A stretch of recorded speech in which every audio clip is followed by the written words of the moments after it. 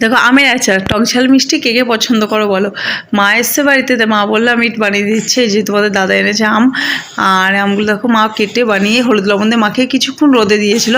তারপরে একটা ভাজা মশলা করব, লঙ্কা দিয়েছি, গোটা ধনে, আর দিয়েছিলাম গোলমরিচের গুঁড়ো আর কিছুটা মরি দিয়ে মশলা পেস্ট করে গেছি। এদিকে দেখো আমগুলো তেলে দিয়েছি, তেজপাতা তেলে দিয়ে আমগুলো দিয়ে দিয়েছিলাম, 3-4টে কাঁচা লঙ্কাও দিয়েছি।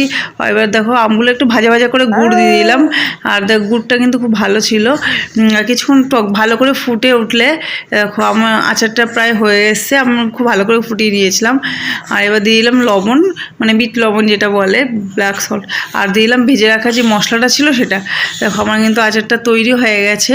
আর এটা কিন্তু ঠান্ডা হলে একটু শুকিয়ে যাবে। দেখো রেসিপিটা কেমন লাগলো জানিও। আর ভিডিওটা যদি ভালো লেগে থাকে অবশ্যই কিন্তু লাইক কমেন্ট শেয়ার, চ্যানেলটাকে কিন্তু অবশ্যই সাবস্ক্রাইব করবে। আজকের মতো এটুকুই, ফেসবুক নেক্সট রেসিপি নিয়ে পরের দিনটা, বাই বাই।